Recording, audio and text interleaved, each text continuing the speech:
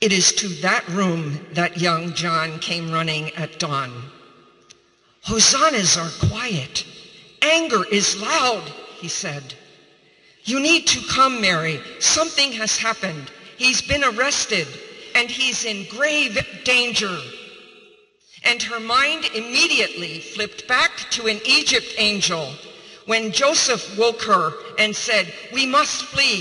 He's in grave danger, the baby. Mary, frozen in the paralyzing event, hurried anyway. She sensed John's presence and his urgency. So she said, no, Simeon, not here. Not after last night he talked of love. What can this mean? Again, she hurried for John, and John says to her, maybe we need a Cana, Mary. We need him to do something. We need a mountaintop. We need a fish for 5,000 people. He'll do something, but we must hurry. These words of John aged her instantly. She held them heavy. Do not think she was passive in the reality of trying to find him. She hurried. Mary probably or possibly could have imagined a stable just by length of days for that journey to give him birth in a starry stable. But never could she have imagined a cross. No cross. Wasn't the pain of Egypt's fear enough? Wasn't the lost in the temple for 3 days enough? Wasn't the deathbed of Joseph enough? Leave, Simeon, old man that you were. No sword, no sorrow, no suffering. Not here. She must have felt that. And yet, she realized something has changed. Her yes, however, was so wrapped in his will that her "be it done to me" surfaced again. Just hold on to me, John said. We'll find him. The crowd was huge and hot and angry and sweaty. Where is he, John? I can't see him. She saw a young woman there who recognized her as his mother, and the woman began to cry. And then another recognized her, and she began to cry, and another, and another. And as Mary searched and looked for him, she caught the eye of Veronica, a woman who risked her very life to take off her veil in public and inch up toward him, and by that touch, give him her comfort. Mary looked and saw where Veronica went, and she saw him. Their eyes met, and she was afraid like she has never been afraid before. This was it. This was the warning words he spoke of last night. Pray to be strong, he said. They should be strong, John. Where are they? I will be strong. I will be here. I will stand here. I will be his mother. Be it done to me. How can this be in her next breath? Is this what Simeon meant? Is this it? How can this be happening? Be it done. How can this be? Be it done. She followed more closely these last few steps up this hill.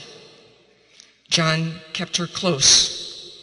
How much further, John? She asked. He's hurting so. Mary had never seen a crucifixion. Not many women had this Roman way of torture. She saw his cross in the making this day. She heard the iron on iron ring out over the land. She saw his brace of nails hold him fast. She saw his face, and he saw hers. They raised him on this hill on a cross made of wood, and they placed it deep in the earth.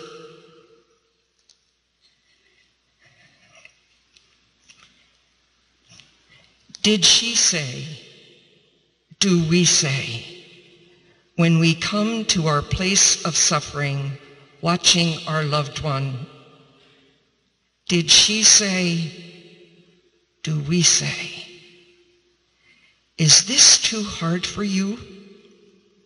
Does it hurt too much? Are you tired of this pain? Did she want to say, do we say, it's okay. You can give in. You can leave go.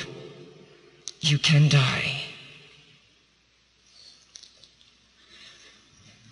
Jesus was lifted on this hill, and she just stood there. She did not run to him or push through the dust her own walking was making. She just stood there. John sensed in her at this hill a will that was strength for all around her. Now she was not crying, not even lifting her hands to reach for him. She came to this place of suffering from a depth of yes, so deep in her soul that she built every day. She was silent. The only need she had this moment was for him to see her seeing him. He was her son now, more than ever, and they saw him as that. The Veronica who put legs on compassion, the Simon whose back had shared a wooden cross with him, a soldier who held him down and heard him say, be it done to me, taught to say, be it done to me. This was her love on a cross, and she was locked into him this moment. Somehow, it all made sense to her. He had cared for the poor too much. He had cured the sick, the blind, and the lame. He calmed the stormy sea. He fed 5,000 people. He told them, it's about the love, not the law. And they hated him for it. This mission about the love had owned him all his life, and she knew it well. She looked at him this day in this place on this hill and wiped her eyes that were his eyes. He was bleeding from the skin she had wrapped him in. She knew he was now blessed, broken, and given. Last full measure.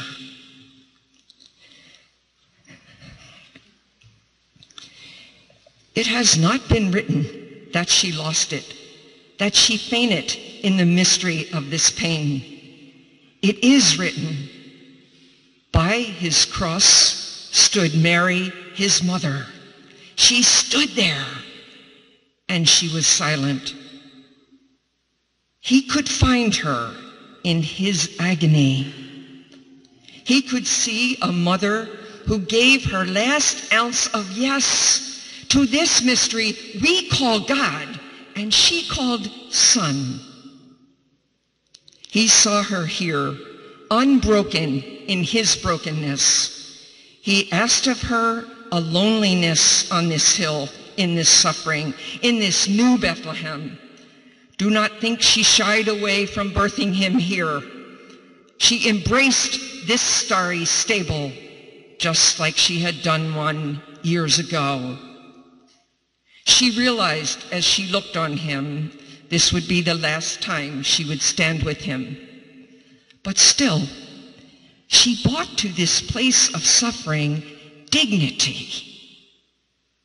But at the same time, her heart was broken. How can I watch him take his last breath? What shall I do, she thought. Dismiss all memories, all rememberings. Stay in the now. Be sure he sees you when he looks out, because your face must be the last face he sees, just as it was the first face he saw on this earth. Violently, he looked down at her. Her breath in him was labor. How did she stand there and not turn away? The one thing we know about her is that she did not turn away. She stood there, no sense of time or even old memories, just the now. Stay in this minute. No time for dreaming or remembering old times. He was dying in this moment, and she was locked into him. Dr. Luke tells us he forgave. She heard his voice, weak and strong. Luke tells us, only Luke, who got his message from Mary directly. These are her words we hear from him. Mary heard Jesus' lips say, Father, forgive them. Forgive them. Our sacrament of side boxes in our churches hears this. Forgive them. Absolve them. Because of a hill called Calvary.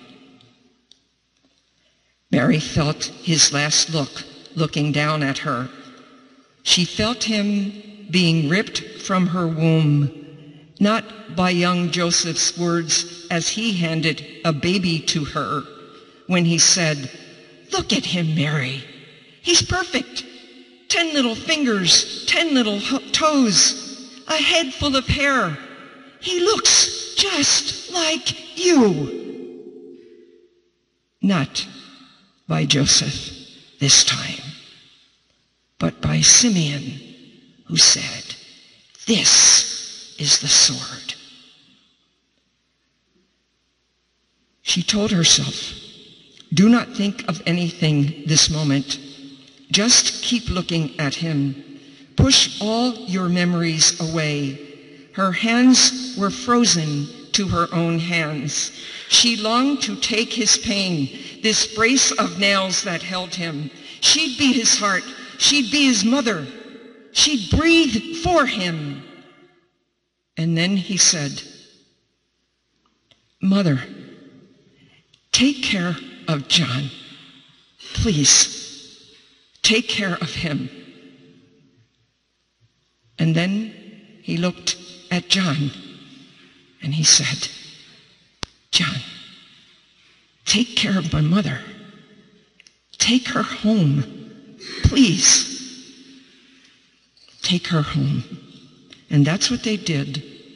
Mother, son, mother. Jesus' last request of Mary was to be no longer son to her,